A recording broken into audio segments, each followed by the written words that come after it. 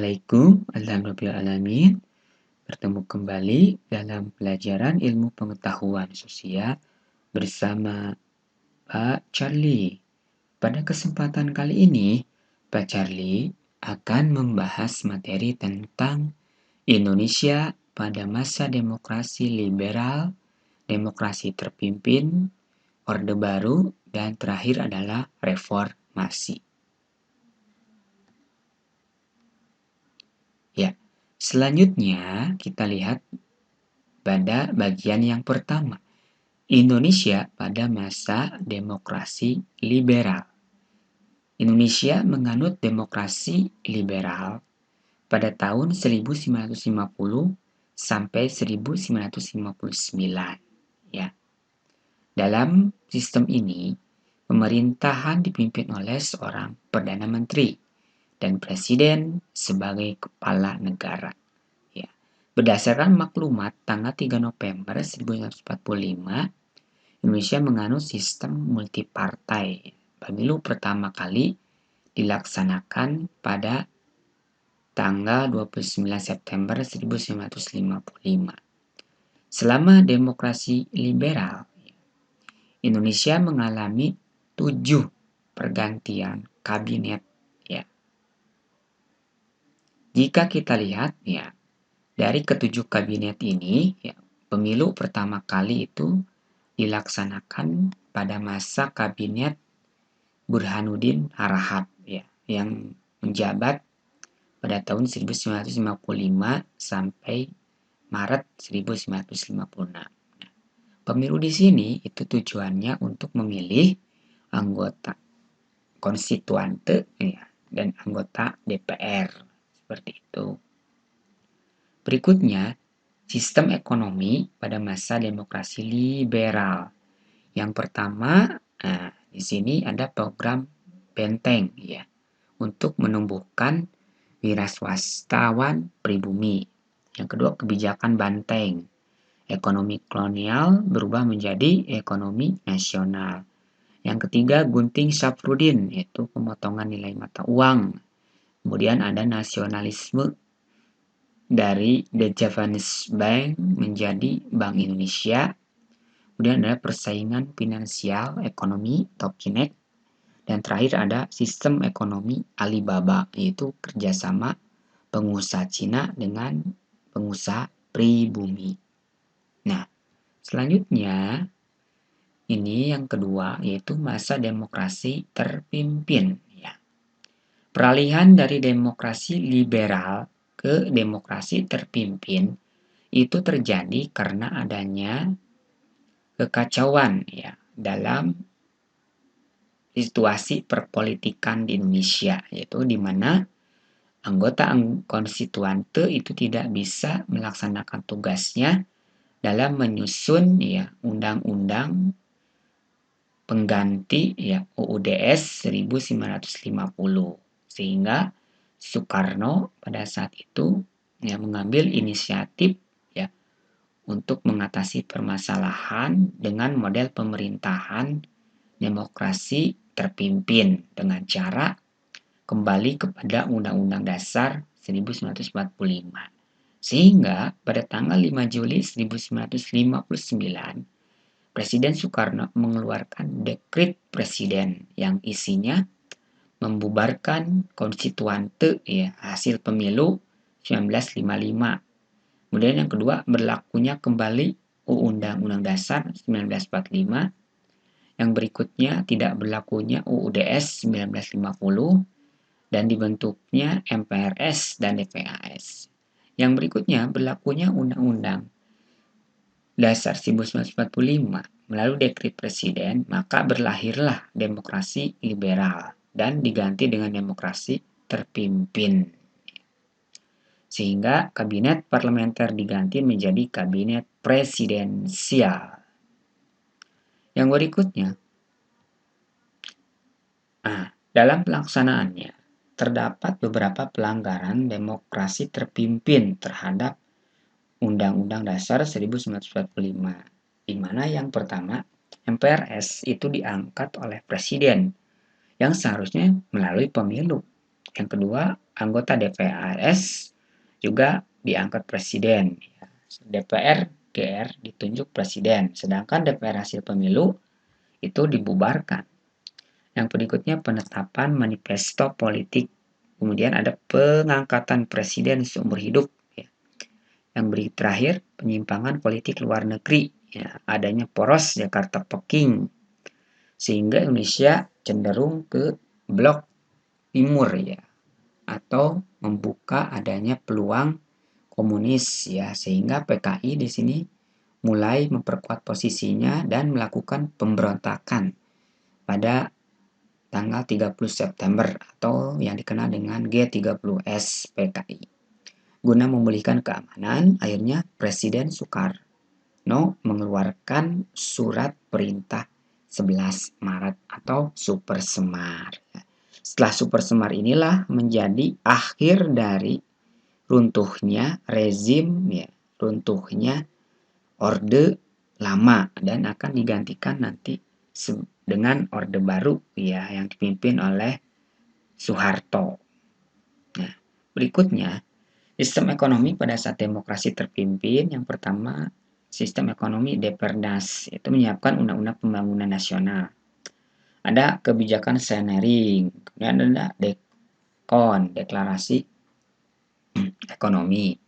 Kemudian ada politik mercusuar atau proyek mercusuar, di mana yang pertama itu adalah pembangunan kompleks olahraga Senayan dalam rangka persiapan Asian Games tandingan yang dikenal dengan Ganepo.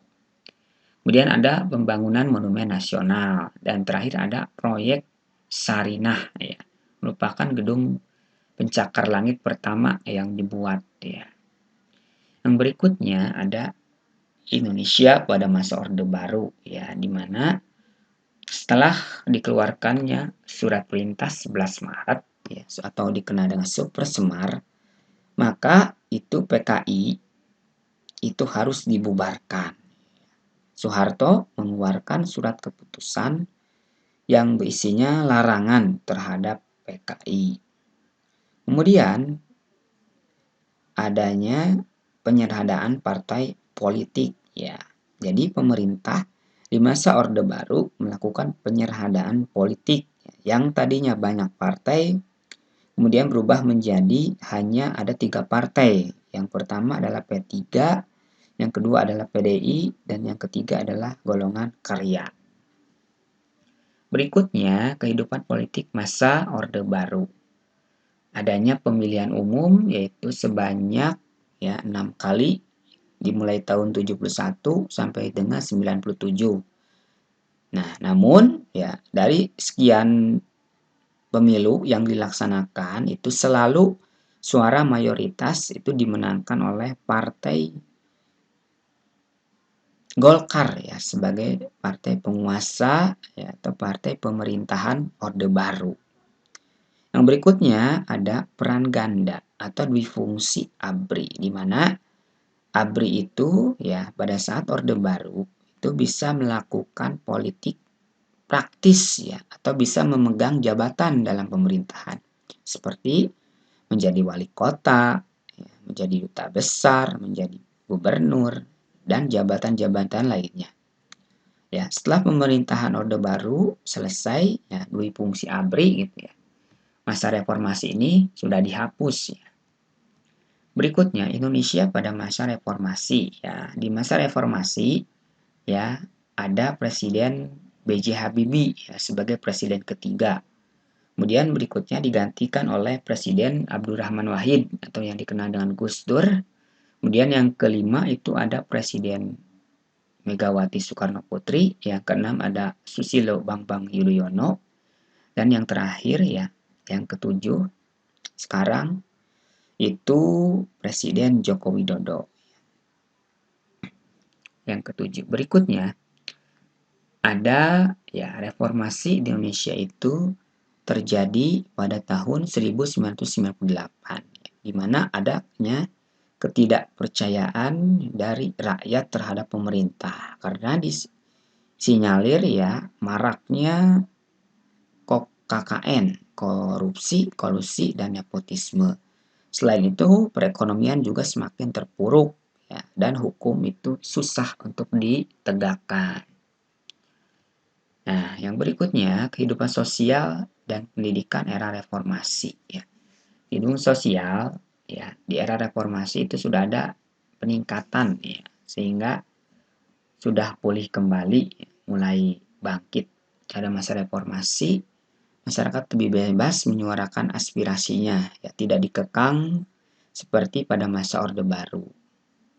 Kemudian di bidang pendidikan yaitu adanya undang-undang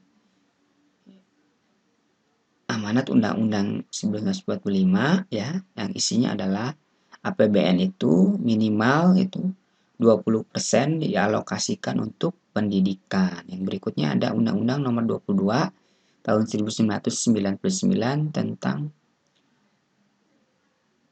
sistem pendidikan Indonesia menjadi sektor pembangunan yang didesentralisasi, dan adanya Undang-Undang Nomor 20 tahun 2003 tentang Sisdiknas, ya.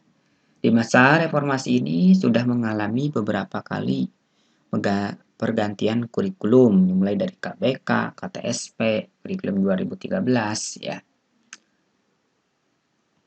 Berikutnya ada lagi, ya, kebudayaan.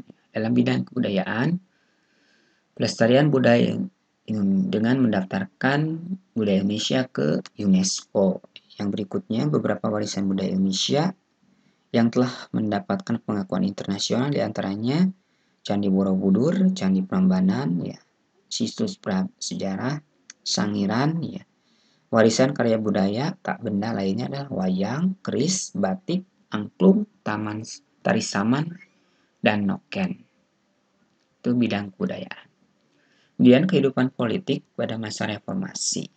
Tadi sudah dijelaskan masa reformasi ditandai dengan berakhirnya Orde Baru, ya, mundurnya Presiden Soeharto, ya, yang digantikan oleh Presiden B.J. Habibie, ya, yang menandai awal dimulainya reformasi.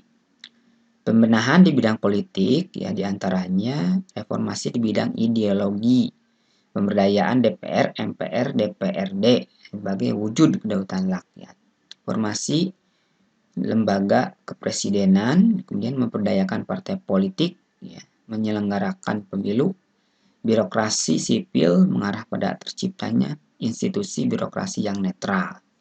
ABRI, ya, fokus pada pertahanan dan keamanan negara. Jadi tidak lagi terjun ke dalam politik praktis. Kemudian memperdayakan otonomi daerah dengan asas desentralisasi. Ya, pemilu pada masa reformasi, ya, dilaksanakan pada tahun 2004, yaitu pemilu pertama yang memilih presiden, ya, secara langsung oleh rakyat. Berikutnya, ya. Nah, itulah penjelasan mengenai materi pada pertemuan kali ini. Terima kasih atas perhatiannya. Assalamualaikum warahmatullahi wabarakatuh.